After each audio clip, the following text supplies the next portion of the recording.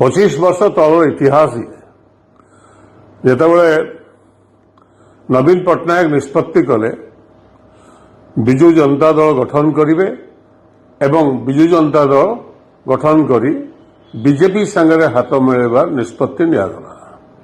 ମୋର କାଲି ଭଳି ମନେ ପଡୁଛି ପ୍ରମୋଦ ମହାଜନ ଯେ ସେ ତତ୍କାଳୀନ ବିଜେପିର ନେତା ଥିଲେ, ସେ ଆସିଥିଲେ ମୋ ପାଖକୁ, ମୋତେ କହିଥିଲେ ଆପଣ ବିଜେପି ସାଙ୍ଗରେ ହାତ ମିଳାନ୍ତୁ।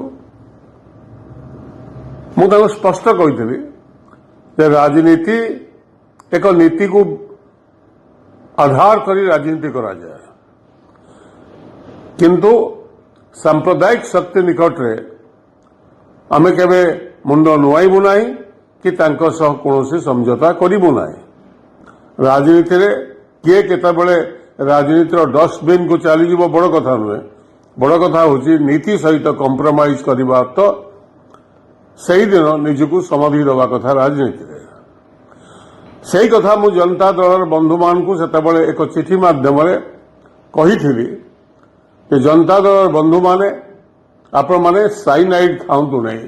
ବିଜେପି ଏକ ସ୍ଲୋ ପଏଜନ୍, ଆପଣଙ୍କୁ ଦିନେ ନା ଦିନେ ସେ ସମ୍ପୂର୍ଣ୍ଣ ଗିଳିଦେବ ଏବଂ ତାହା 25 ବର୍ଷ ପରେ ପୁଣି ପ୍ରମାଣିତ ହୋଇଛି। ଯେତେବେଳେ କାଲି ମୁଁ ଦେଖିଲି ନବୀନ ବାବୁ ଏକ ବିବୃତ୍ତିରେ କହିଛନ୍ତି ଯେ ଏଣିକି ଆମେ ବିଜେପି ସହ କୌଣସି ସମଝୋତା କରିବୁ ନାହିଁ ଏବଂ ବିଜେପିକୁ ଆମେ ସବୁବେଳେ ପ୍ରତିବାଦ କରିବୁ ତାଙ୍କ ନୀତି ଏବଂ ତାଙ୍କ କାର୍ଯ୍ୟକୁ।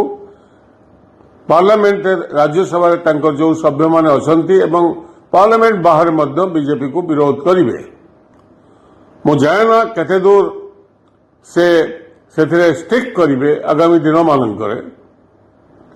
ଯଦି ପ୍ରକୃତରେ ବିଜେପି ସହ ସମ୍ପର୍କ ସବୁଦିନ ପାଇଁ ତୁଟାଇବାକୁ ଚାହାନ୍ତି ଏବଂ ସାମ୍ପ୍ରଦାୟିକ ଶକ୍ତି ନିକଟରୁ ଦୂରେଇ ରହିବା ପାଇଁ ଚାହାନ୍ତି, ତାହେଲେ ସେ ଲୋକଙ୍କ ନିକଟରେ କହିଦିଅନ୍ତୁ ଯେ 25 ବର୍ଷ ତଳେ ଯେଉଁ ନିଷ୍ପତ୍ତି ମୁଁ ନେଇଥିଲି ସେ ନିଷ୍ପତ୍ତି ବୋଧେ ଠିକ୍ ନଥିଲା ଏବଂ ତାହା ଆଜି ଅକ୍ଷରେ ଅକ୍ଷରେ ଘଟଣା ଯାହା ମୁଁ କହିଥିଲି ସେତେବେଳେ ତାହା ଆଜି ପ୍ରମାଣିତ ହୋଇଛି।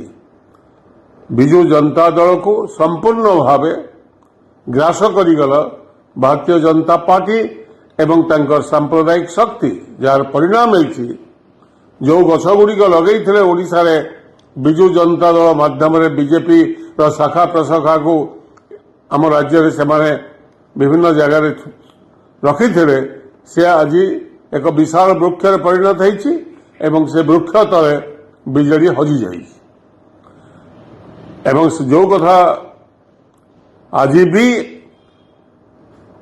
ବିଜୁ ପଟ୍ଟନାୟକଙ୍କର ଯେଉଁ ନୀତି ଥିଲା ସାମ୍ପ୍ରଦାୟିକ ଶକ୍ତି ବିରୋଧରେ ସେ ବାର ବାର ତାଙ୍କ ଜୀବନ କାଳ ଭିତରେ ଲଢ଼ିଥିଲେ, ଯଦି ସେହି କଥାକୁ ବିଜୁ ଜନତା ଦଳ ଏବଂ ନବୀନ ବାବୁ ଯଦି ତାକୁ ପାଳନ କରିଥାନ୍ତେ ତାହେଲେ ବିଜୁ ଜନତା ଦଳର ଏ ଦୁର୍ଦ୍ଦଶା ଆଜି ହୋଇନଥାନ୍ତା।